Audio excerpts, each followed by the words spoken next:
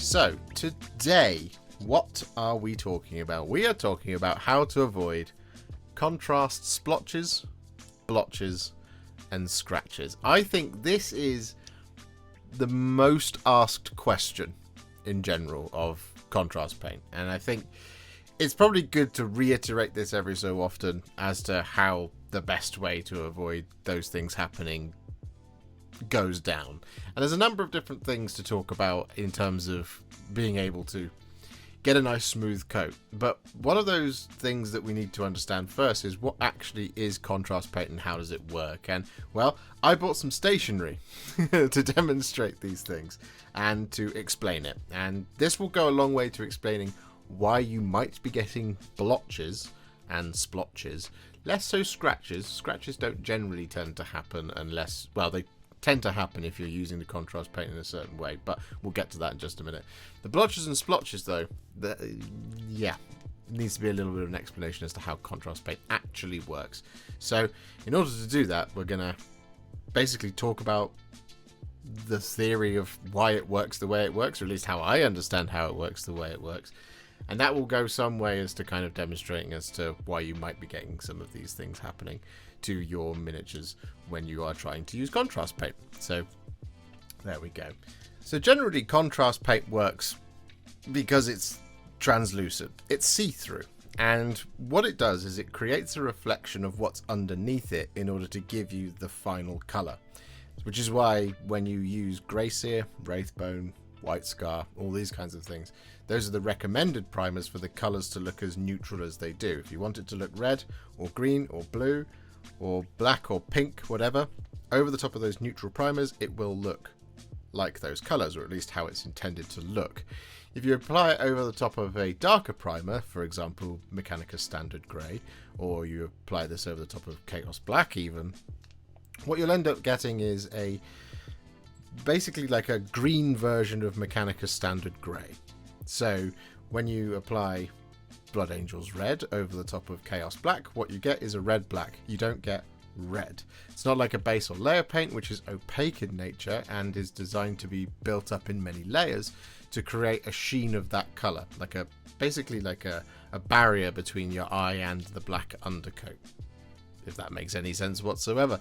So when you're using things like base and layer paints, you will often be told, just don't worry about being too neat, just go for it, just layer it up, do multiple thin coats in order to get it to that colour, and you invariably will eventually once you've done so. Contrast paint, it is not the same thing. These paints are not created equal. They just act in completely different ways, and one of the best ways to demonstrate this is using a pen. And this is a very specific type of pen. So we're going to go overhead here. And as you can see, I've written a lovely message to all of you folks at home, and especially my live chat who are watching right now. Hello, live chat. If you're not here live, wave to live chat. They're amazing, and you're amazing for watching too. Anyway, hello everyone. It's the Warhipster here. Love you, chat. It's just like one of my videos. So the reason we've got pens and paper out first is because this is a really good way of demonstrating how contrast paint works, okay? Now, these are what is known as highlighter pens in the UK. I don't know what they're called where you are locally. I've seen fluorescent pens. I've seen fluorescent markers. I've seen magic markers, this, that, and the other. Eventually, you use these to create notes or to highlight sections of text, generally. So, for example, if you've been at school... That seems a weird thing. When I was at school, we would be given passages of text and highlight the bits that we thought were interesting using things like a highlighter pen. And, well, here's how they work. We've written, hello everyone, it's the Warhipster here. Love you, chat. Well, we just want to highlight chat, so we're just going to use our highlighter pen over the top of it, like that. There you go. And as you can see, it's see-through, and it's see-through, so you can still see the chat underneath. There's an interesting thing that's happened here in that I've used proper ink rather than a biro to highlight this, so there's a bit of mixing that's gone on there, which also, incidentally, one of the reasons you might be getting splotches with your contrast paint is that your undercoat isn't fully dry, or indeed the paint underneath it's not fully dry. It's a very good example. But there you go. As you can see, this has gone over the top of that text, and you can see the text is still there, we just have a colour over the top. Now, when you are applying your contrast paints, this is where the reason why we have these pens. Here is a green one, for example, and if we apply a second contrast paint over the top of our first contrast paint, or in terms of a highlighter pen over the top of our previous highlighter pen, this is going to be a reflection of what's underneath it. So this is a green one over the top of that. Boom. There you go. So you can see around here, around this top edge here, right? So you see this? There is a line right there where this has changed colour now. So the green has gone over the top of the orange, so this is now a different colour. This is not just a straight green that's still doing the same thing. This is green reflecting the orange and reflecting the black that's underneath it. This is how contrast paint works, and helpfully these have also done exactly what I was hoping to do.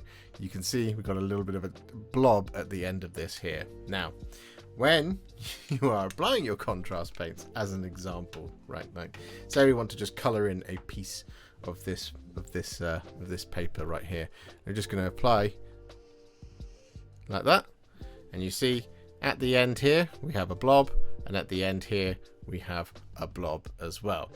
This is because of the contact that it's spent with the brush, but the pen is spent with the paper, and it's then dragged this out across. But you know, it's not a completely 100% accurate analogy, but this is really good for what we're talking about. So you can see here we've got this one line. Now if we just wait for it just for a moment, and I'll just run my finger over it, feels dry to me. If I go over it again, we're going to get a doubling up effect, right? And we'll go past it a little bit. You see how that's doubled up in terms of the intensity of the color. Let's go over it a third time, and we'll start over here. See how it triples up now? And we'll do it a fourth time. You can see where it's all beginning here. Bosh, bosh, bosh, bosh. And, well, there you go. This is how contrast paint works. So when you're applying it, a lot of what your blotches and splotches and things that can happen, it's because this is happening. It's because you're doubling up the layer of contrast paint, because you're either going too slow or it's drying as it's going on, basically.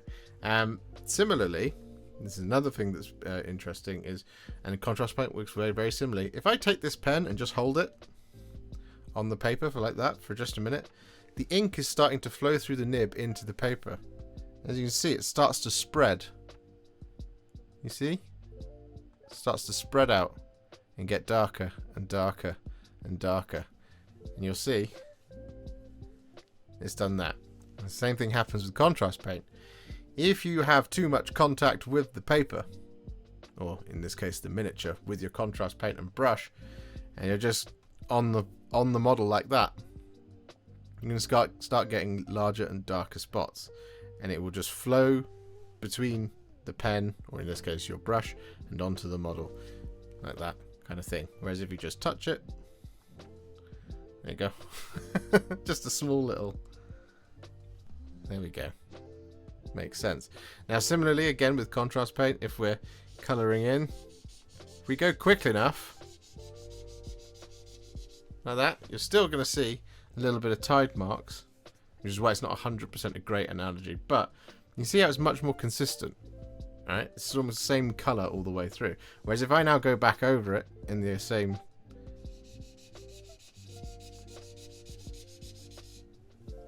it's going to accentuate the tide marks. And if I do that again, and go back over it like that, and go back like this, and go back like this, and go back like this, and keep going, and keep going, and keep going, and keep going. You see?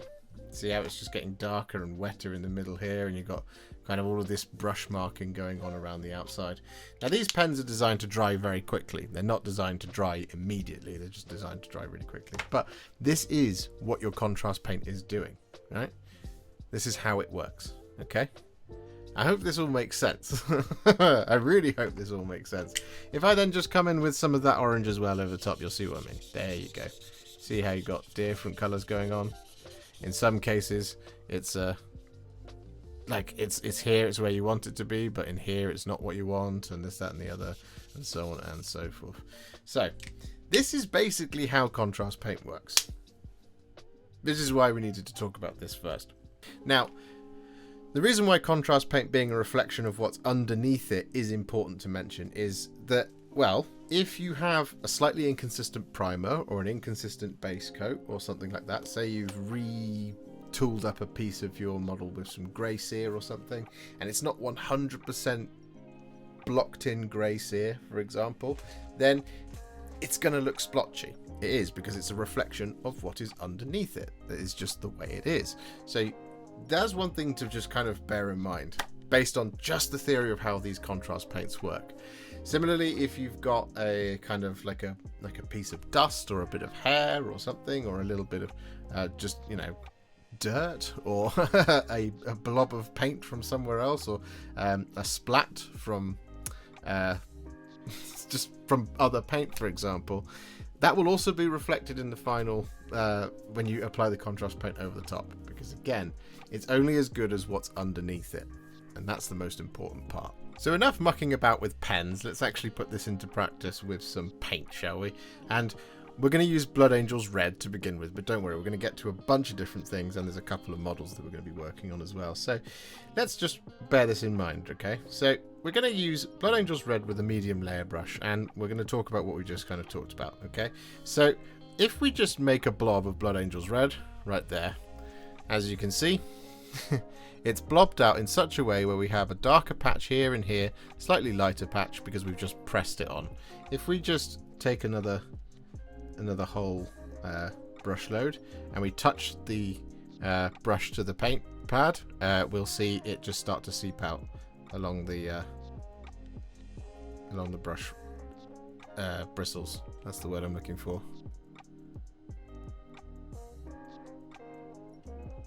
There we go. And as you can see, there is a reflection there of what our brush was just doing. Okay, so the thickest part of the brush where there's the most paint is in the middle where it's dark, and we've got a brighter bit around the outside where there's less paint, based on how we've just touched it onto the palette there. And again, if we just do a brush stroke like this, as you can see, same thing. The most paint started over here, and it got lighter as we came all the way out, just like we did with the highlighters. The only difference between the highlighter pens and this is that it doesn't leave a dark thing at the end, because we've run out of paint at that point. If we had a main line of paint into the top of our brush, you would see the exact same principle of that happening here on the palette. So how do we avoid this kind of thing? Well, there's a couple of things to bear in mind about your brush, and in terms of controlling how much paint you have on your brush. So one of the reasons you might be getting a blobby finish is because you have way too much paint on your brush. And way too much paint on your brush basically looks like what happens when your brush is starting to form a drip. Now, if we load up our brush with too much paint, what we'll see, the brush has almost formed basically a triangle from the ferrule. It's really splayed out now. If I was to hold this for long enough, you would start to see a sort of drip start to form at the end of the brush tip.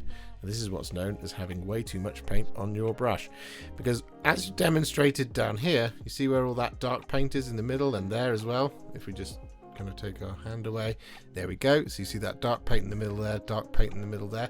That's where the heaviest concentration of the heaviest pigment on the brush has come. And again, if I just show you on here, there you go. You see how it's really splayed out. And if we now try and apply this to the palette paper just down here, well, what we'll get is that kind of mess. You see how it's really dark over here and really light over here? We've had to get rid of some of that heavy pigment, which is where it's all flowed out of the brush. Now if I just wash the brush, and sometimes you'll see people will give you the advice to just now go in and just absorb that paint and move it around. However, that's going to start creating tide marks in what you've just done, as you can see. So you have to be really, really gentle and just kind of really I think for this technique to work, you have to know exactly how much paint to have on your brush to overpaint a section of a model in order to not be left behind with this kind of finish, you see. And we can keep going and trying to move it and absorbing the paint, or indeed we can get a fully clean brush and just put the brush in like this to try and absorb the paint. But again, look how much we've just kind of taken off. See how we've just created a real big hole in it. I don't think that that looks particularly nice, and I think that that's a little bit too advanced of a way to paint with the contrast paint. Obviously, things change when you're not just painting on a completely flat surface like this, but because you can then kind of move this into recesses and stuff without kind of taking it off, which we will kind of talk about a little bit later when we've got a model in front of us. But that is what happens when you have too much paint, and we've done our best to rescue this. You see, it looks fairly consistent around here, but you've still got that kind of patchy stuff that's going on, and this kind of looks a little bit like a I feel like we're slowly drawing a screaming ghost. That was not on purpose. Anyway, so this is where you kind of the super blobbiness comes from, is that you've got too much paint on your brush. Now, the thing that's rarest that happens with contrast paint is when you get scratches, you get scratchy finish. And, well, the scratchy finish happens because the paint is basically dried out on your brush. It's dried out on your brush because you haven't got enough. So if I take a little bit of paint on my brush and then just get rid of most of it to the point of where it's like this, you see? There's barely any, you can see it's just about a little bit of red on there, right? And we've left it long enough now, it should be a little bit dry. If I now try and apply this, see how it's really weak? And it's fuzzy, there you go. And it's fuzzy around the edges.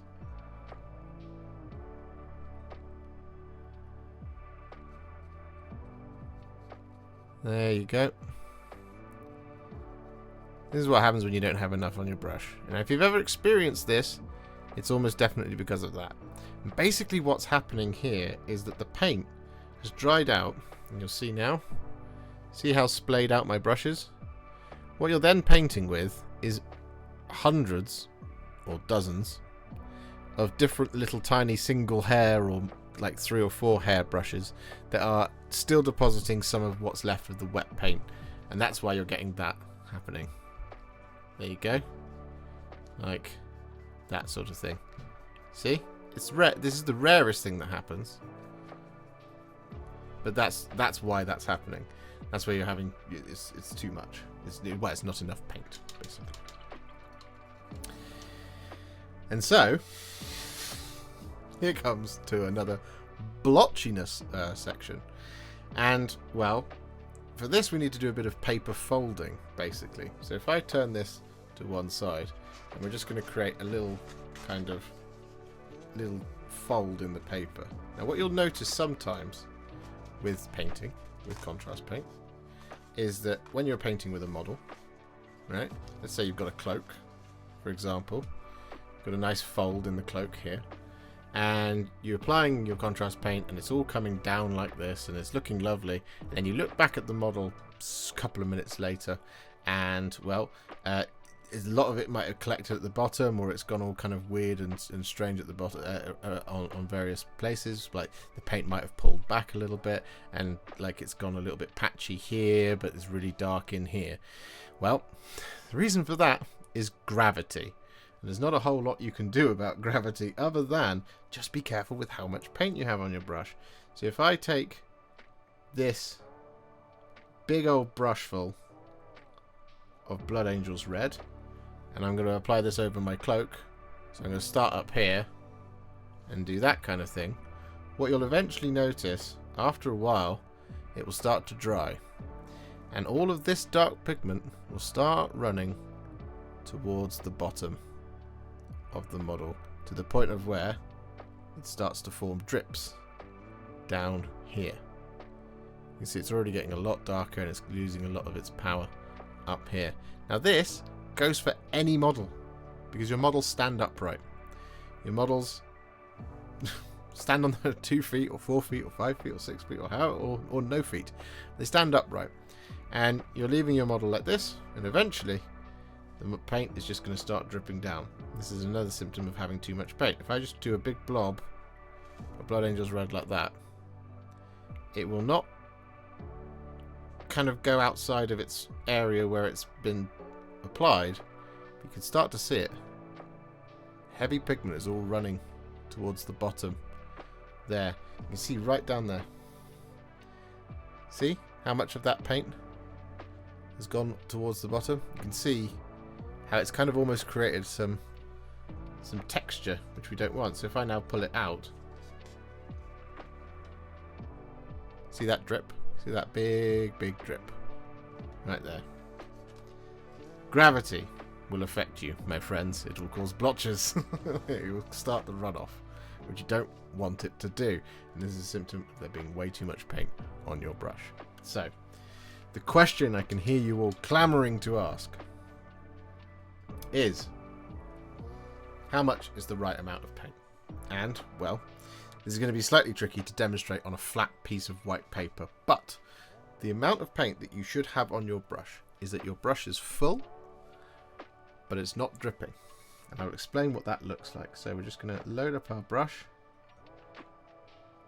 here, and now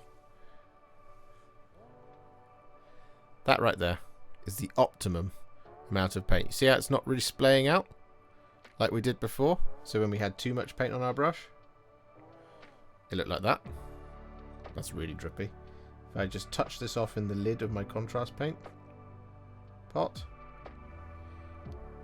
we want it to be straight down like this. And that is the optimum amount of paint for applying. It's not going to go over the whole model, but that's the optimum amount that you want on your brush. And then if we start to apply this on our palette,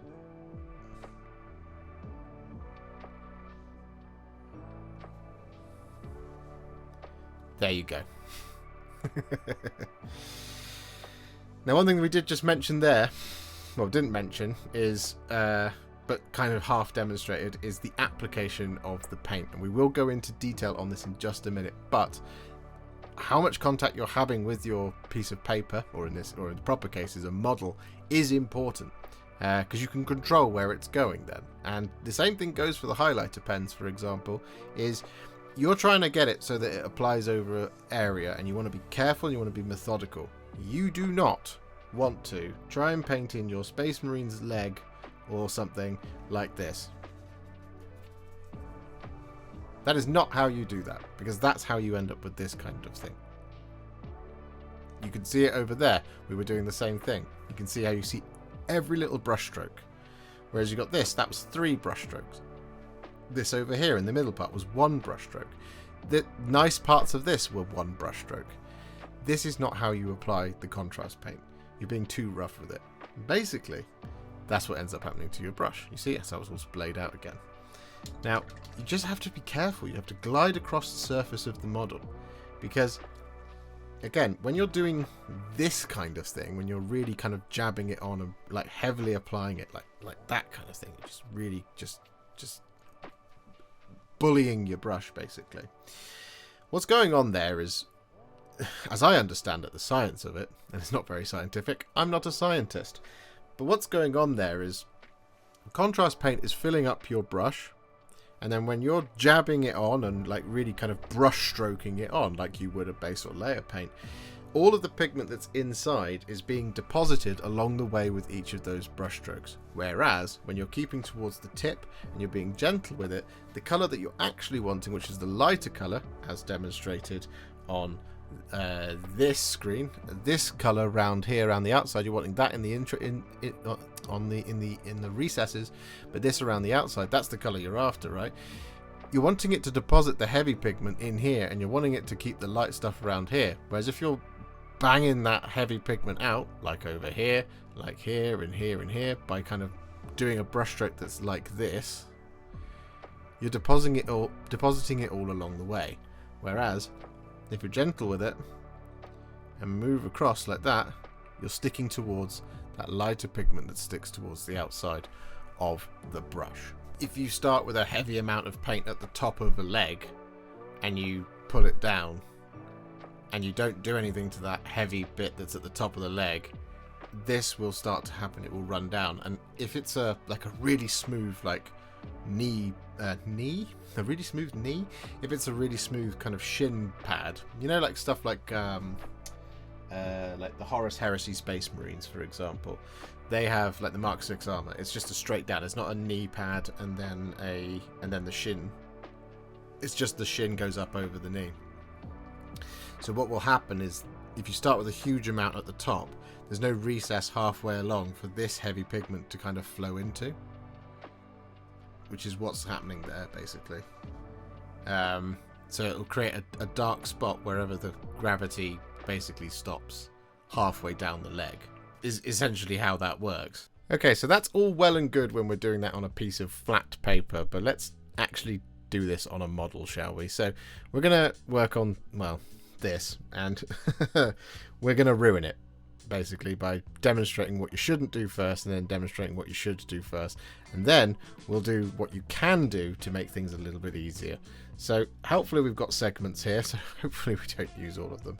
But we're going to start by doing things wrong, and we're going to use Basilicanum Grey to do that, because Basilicanum Grey for me is famously quite a annoying paint. It doesn't quite do what you want it to do sometimes. So first up, what we're going to do is we're going to load the brush up with way too much paint,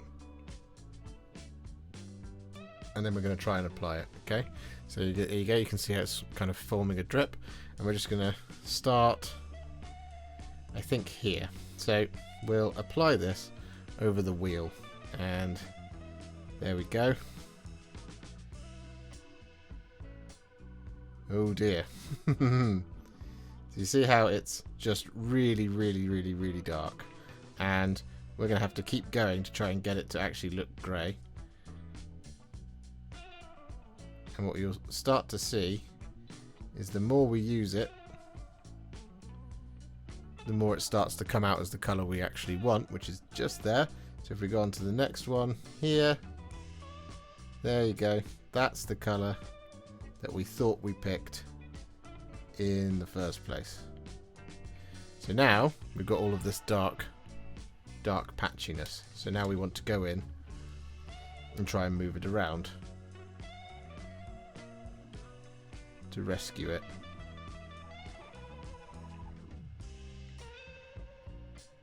As you can see, these kind of spots and stuff, it's not perfect, but it'll do, right? There we go.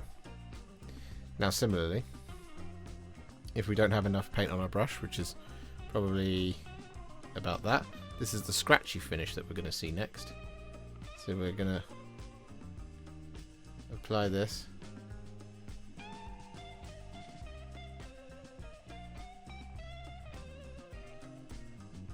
Like that. We're starting to run out now.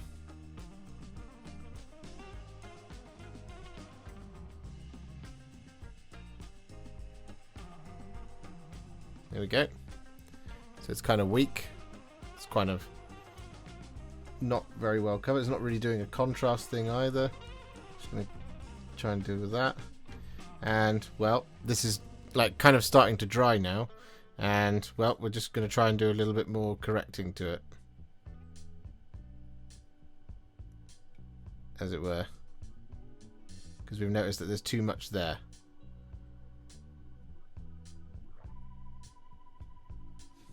So now we've got wildly different finishes.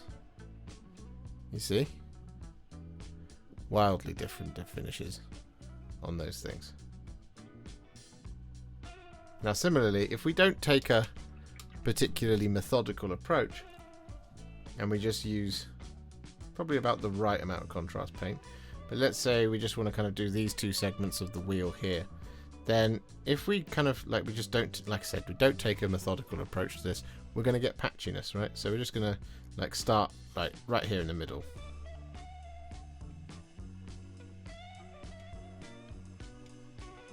And I'm being pretty gentle here.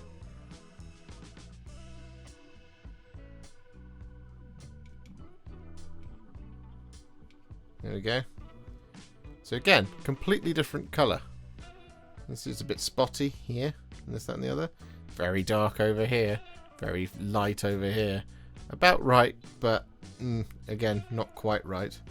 And there you go. I mean, these are the kinds of kinds of things that you see happen with your contrast paint is just wildly inconsistent based on the kind of the way that you're applying the paint.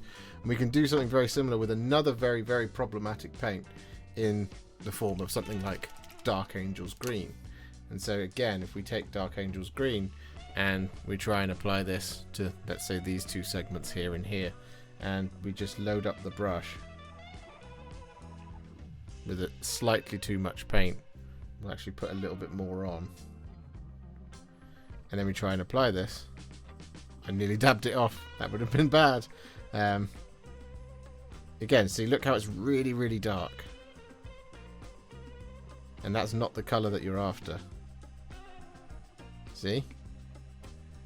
You're actually after, if I just pull most of that paint off, the colour that you thought you were getting was going to be something along the lines of that sort of green right there.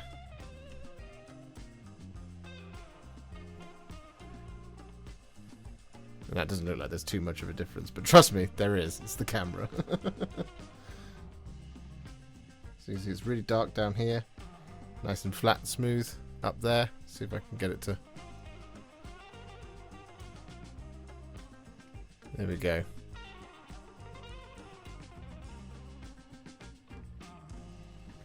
So, how can we kind of avoid these things? Well, we've talked about it, okay? We want to get a nice consistent amount of paint on the brush. We want to be nice and methodical with it as we apply it. And we want to just kind of take it very steady. We don't want to kind of try and attack it too quickly. We don't want to do anything like that. We just want to be gentle with the paint. We want to kind of just brush across the surface of the model. So we're going to keep with Dark Angels Green just for the moment, because again, it's quite a notoriously tricky paint. That is probably about the right amount of paint. It's not splaying out. And we're going to, over the top of this segment here, now what we're going to do is we're going to go across it very gently, just sticking towards basically the tip of the brush. And we're using the recesses and stuff to apply the paint, well, basically as our guide track, and that's going to create a little runoff for all that really heavy pigment to go into, which will give us a really nice smooth finish across these large flat open panels.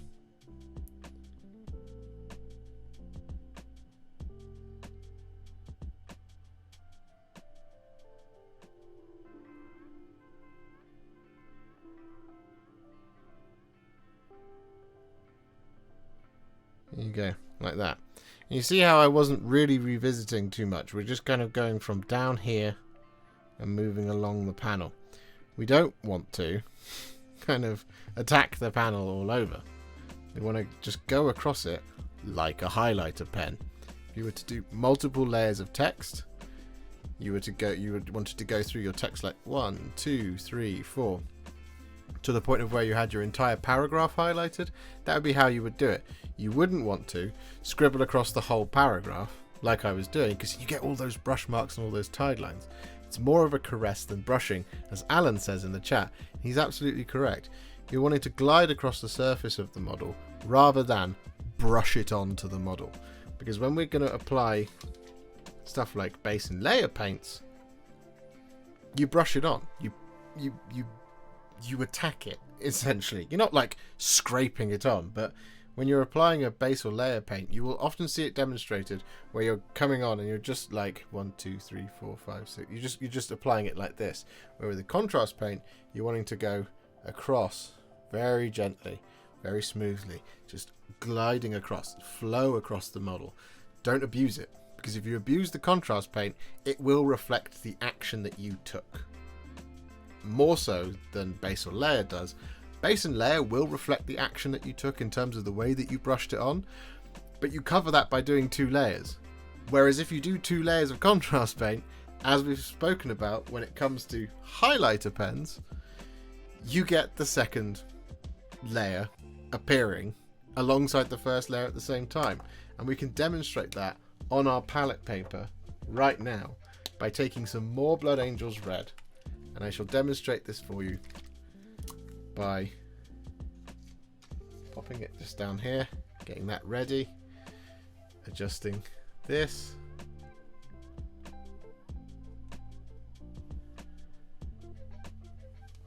And then we pop back.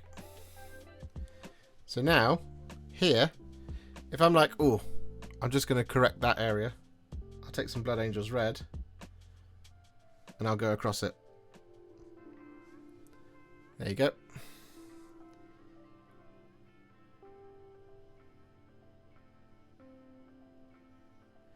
What we have there, let me do it here as well.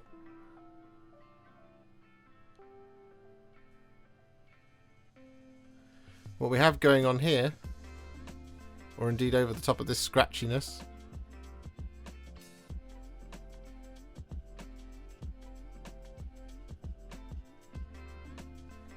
if we come really closely, what we have going on is now, particularly on this piece here, it's where it's best example of it's come up. You can see we've got the dark thing right in the middle. We've got the outer thing from the first brush load, and then our new thing going across it, we're creating 1, 2, 3, 4, 5 different reds. And that is what happens when you try and apply it over the top of itself once it starts to dry. You're duplicating the colour, you're doubling up on it. It's not going to correct like a red paint will do, like Mephiston Red. If we apply Mephiston Red and we had this kind of slightly darker and lighter sort of thing going on because we'd primed over a bright colour, then we'll just apply a second Mephiston Red and it will look like that. You can see it down here as well. You see how we've got this discoloration between that and that. You can see a very clear line between those two areas, there and there. See it here, that kind of thing. You can see it up here. See how it's reflecting the scratchiness underneath it. See what I mean? So that's what's happening.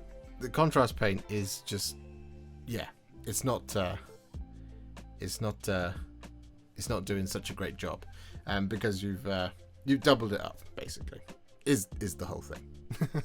We'll just quickly show you loading up the brush close up. Here is our pot of Blood Angels Red. Here is our medium layer brush. So we're just going to come in here. There we go. It's about right. It's not quite right, so what I would just do is touch it on the edge of the lid there, like that, just to get rid of some of it. Do it again, and there we go, that's about right. So again, if I just load it up with too much, there you go, that's too much paint. So if we just touch it on the edge of the lid, like that, you see, that's about right. Often what I'll do if I'm in a rush, as you can tell with my thumb, is I'll take my brush load and I'll go way too much, touch some of that off, touch it on my thumb, and then I'm good to go. Do you ever worry about the paint in the lid being bad? No, because I always give it a shake. Always give it a good shake. So I always do this. So I always give it this. That much. And it should be all good in the lid. Okay, so this is now fully dried, and we can look really closely at what's happened here. And this is often where the mistakes actually start to kind of jump out at you after things have dried. And this is as a consequence of the things that we've talked about, right? So if we look very closely here, you can see every single kind of brush mark right in there from where we tried to kind of correct it or muss it or trying to go in and add a little bit more. You can see here from where we didn't have enough paint on our brush that it looks like a little bit dusty and stuff around in places. It doesn't look quite as contrasty. We can see that we've missed patches. I've definitely missed patches on the Dark Angels green. It does happen from time to time. I do not always get it 100% correct. You see I've missed a little blob in there as well. And it's difficult to tell if you've missed stuff when you've done contrast paint because it's so shiny and wet. You just have, if you're not careful, you generally will do things like miss like a brush mark there, whereas it looked like it was fully done before. That's just a case of a miss. It's not pulled back because it's too neat and tidy for it to be having pulled back. You can see here where there's way too much Dark Angels green. There's nowhere for that darker pigment to flow So we've just overloaded the place, and as you can see around this section here, it's all dark. There's a little bit of a dry thing going on here. It's a bit bright around there, that's all nice, but you've just got this kind of darkness going on here. It looks almost black because we used way too much paint. Got this kind of treacly effect here because where all of the paint has run down from here because of gravity, because we used too much, it's run down here and it's collected there. You see what I mean? See, it's much nicer on these panels, but again it's a little bit stainy around here where we actually were a little bit more methodical with the grey. You can see over here as well, just there's that blob down there, again just from using too much paint, whereas if we look at the other side where we were methodical with it, it's much better. There isn't as much kind of darkness going on here. There is a little bit. I've got a wet brush there. That's not paint. I also did just miss a bit around here as well. So there you go. It's just much more effective. Now, as mentioned, Dark Angel's Green is a bit of a pain in the butt to use. It's better when you're methodical like that. It's like majority of it looks really nice. It's got a little bit of slight darkness going on here, where again gravity has just collected it just here, where it's gone on nice and smooth, but it's just moved down the model to this little bit here, where it's just created a little bit of kind of darkness. If we go a little bit closer, you might be able to see it'll be slightly raised a little bit. Oh no, maybe not. It's not too bad. You can definitely see it around here though. See how thick that is? Where it's all collected? It's just basically black there. There you go. As a consequence of doing that. Whereas we haven't had that problem. You see over here how the paint has stopped where we stopped. Because we didn't have too much. It hasn't all run down and started kind of moving into this area as well. So there you go. So the question has come up in the chat. It often does. About how would we correct something like this. Well, in this instance I often recommend using the sort of glazes to do so. Glazes of a similar base or layer paint. In the case of Dark Angel's Green, we would go for Caliban Green. We would just kind of thin it down with sort of 3 or 4 parts water and just kind of go over the top, and it, as if you do it just like as a normal kind of relayer, like a just thin it down normally like 1 or 2 parts water as you would to apply a base or layer paint, what you'll get is you'll get a very clear distinction between the two paints that have gone on, whereas when you thin it down to a glaze consistency, it does just kind of, well, it just goes on. It still retains some of what's underneath it, but it applies a kind of flat layer, as it were, over the top, which helps correct and smooth things out. Now, if, for example, you accidentally, as it's come up, you accidentally blob a little bit of metal onto a contrast color, for example, then what you can do very simply, very quickly, is if you catch it as it's happening, it doesn't always happen this way, but if you accidentally, for example, just take a little bit of Iron Warriors and we just do that, for example, what we can do is just wash our brush really quickly and then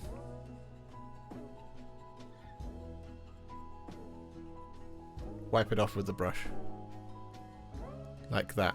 If you don't catch it quick enough, again, sometimes once it's dry you can just add a little bit of pressure and it will come off. Just be really careful. Only use your brush, don't use your finger, because you'll rub off the paint. But in the same instance you can use that glaze, and what we'll just do a little example of that glazing, and we need Caliban Green for that. Just gonna give it a good shake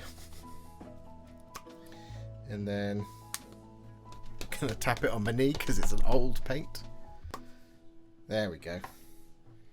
And I'm just gonna apply a little bit of this on my palette over here, and I'm gonna add 1, 2, 3, 4 brush loads of water, give it a good mixing so it becomes really, really very, very thin.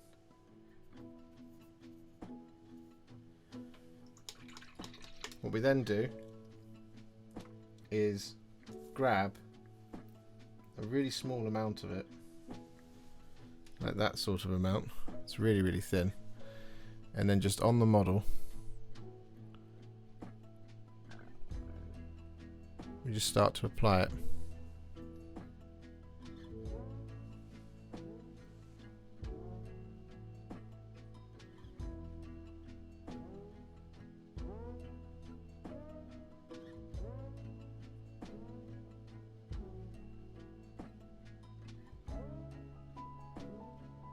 because it's thin, it will still reflect what's underneath it, but it will just start to smooth out that darkness. You really don't need very much.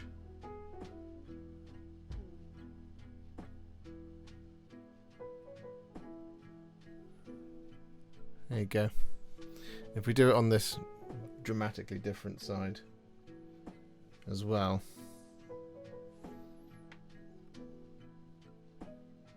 it will take a little bit. It would take a little bit more effort to do because of how dark it is.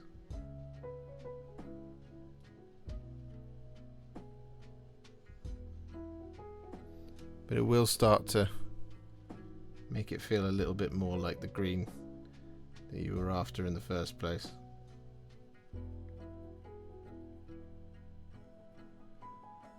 If I just apply it over this mist part.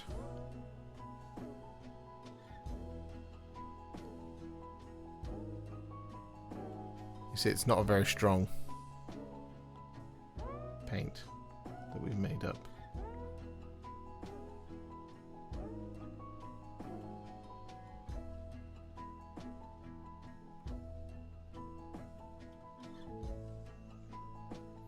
So you can see over here, it's already started to have the effect that we want. Just add a little bit more green down there. There we go. That'll look great. There we go. So finally, if we're putting together all the things that we've kind of talked about today, what we have is we have a Blade Guard veteran that was originally intended to be a Deathwing Blade Guard veteran, and we just need to very briefly touch on the reformulated shades, because the reformulated shades work in exactly the same way as the contrast paints, and you should treat them the same way as the contrast paints. They're much less saturated than the contrast paints, but they work the same way. So if you blob it on, you will get gravity will start to run down that darker pigment onto the flats. If you don't have enough, it will kind of have a bit of a scratchy finish. If you throw it on there, it will kind of settle in all kinds of weird places. You just want to approach it really, really slowly. And this has come up because we're talking about this basically because of the Deathwing videos and stuff. A lot of people say Seraphim Sepia does not work this way. It does. This is a reformulated Seraphim Sepia. The old Seraphim Sepia does not work this way, but reformulated shades. And the reformulation happened a few years ago. Well, it happened almost 3 years ago. And, well, like I said, they work in exactly the same way. So I've got Seraphim Sepia here, I have a Blade Guard veteran, and, well, this is an example of a model where we're actually going to paint it properly in some ways. So what we want to do here to avoid kind of the coffee staining and all this kind of thing is we want to pick a place to start. And the place to start, probably on this leg, for example, is going to be at the top here, and we're going to want to bring it down like this.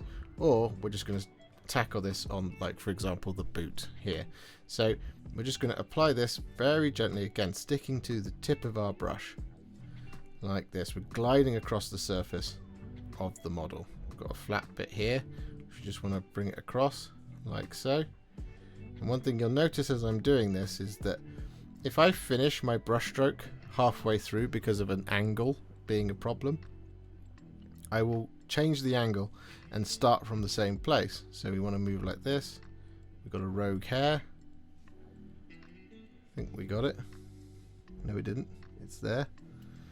So just want to, again, start where we finished, like so, without collecting any extra paint. Similarly, just going to go a little bit more. We've got this little section here. We just do that little section like that. We missed a little bit in there. We've just about got ready enough time to do that. And we're going to do this little rondel here as well, like that sort of thing. And then we've got the back. So we're just going to go back, get a little bit more paint, and we're just going to drag our brush methodically across the back of the leg, like so. Got another little rondel just here. Just going to apply that over the top, like so. Grab a little bit more paint, and now we're going to start up here. Pull it down,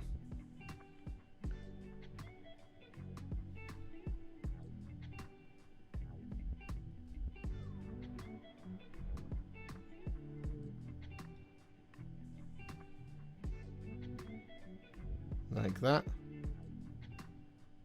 Get this over the top of the rest of the leg. Another little rondel.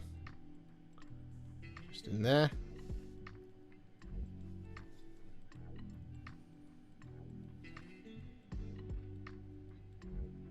Back of the leg.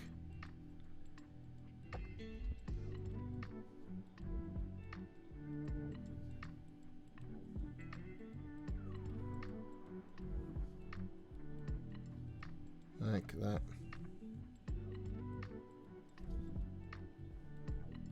And there we go.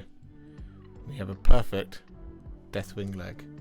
We've got a little bit of an overspill here. We might be able to just gently get our brush to just pick it up. Just like that. Very gently. The shades have got a little bit of a longer drying time than contrast paint, but the same thing works. But there we go. That's how we do it. The thing with contrast paint is it's predictable in its unpredictability. But the same thing for you as a painter is you are predictable in your unpredictability. In this instance, as you saw as I was painting in that leg, we were very, very smooth and we were just going very methodically across the pieces of the armor and the components and stuff. And as long as we're doing that, the paint will follow what you're doing. If you are unpredictable with your brushwork or you're heavy with your brushwork, the paint will reflect what you are doing. So we'll do the same thing. We'll now do an unpredictable heavy version on this leg here. So we'll just go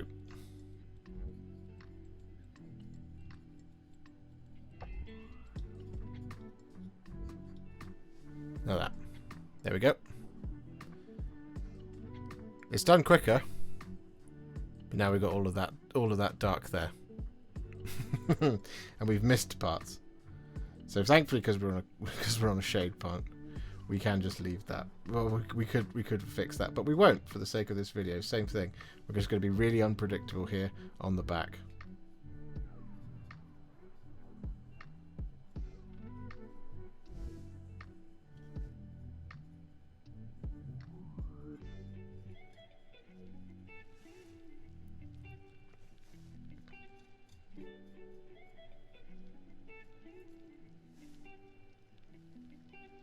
We'll do the same thing on the backpack here.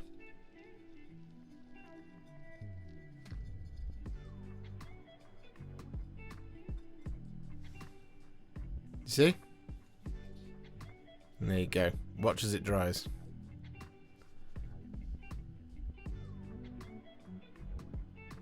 And there's the difference between the two. You can already see how it's going to. You see, you've got the orange spotting here. Orange spotting back here. Got it there on that rondel. Whereas when I did it, we got it where you want it to be. So there it is. That's what it looks like after it's dried. And you can see where, as reflection of everything that I did to it, it's not so bad around here, but you can see, like, for example, on this leg here, you can see how it's collected in a couple of places. Again, that's just because of the way gravity has kind of kicked in here, and it's sort of dripped down to those kind of sections. You can see I've missed bits in there. You've got slightly over heavy brushing and stuff. You've got this kind of section going on here.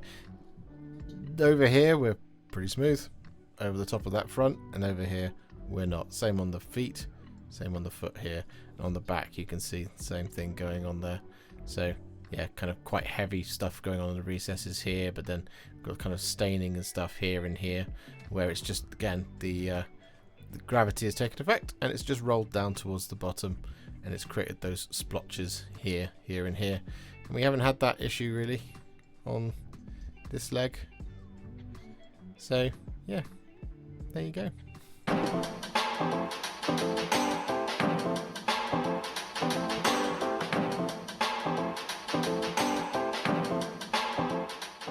If you enjoyed this video, you love the channel, and you'd like to support me further, you absolutely can do so by heading to patreon.com/Warhipster, just like all of these wonderful, amazing people have done. And alternatively, you could become a YouTube channel member by clicking on the join button below, exactly like these fabulous folks have done, scrolling up on the screen before you. There are so many of you out there that it really takes my breath away, and I cannot thank you enough for everything you do, as without you, I wouldn't be able to keep making these Contrast Plus videos. And if you really like this video and you want to send me a little thanks, just click on the thanks button just below this video. Don't forget to share it, like it, comment on it, and don't forget to subscribe to the channel, and to make sure you stay up to date, don't forget to click the bell icon.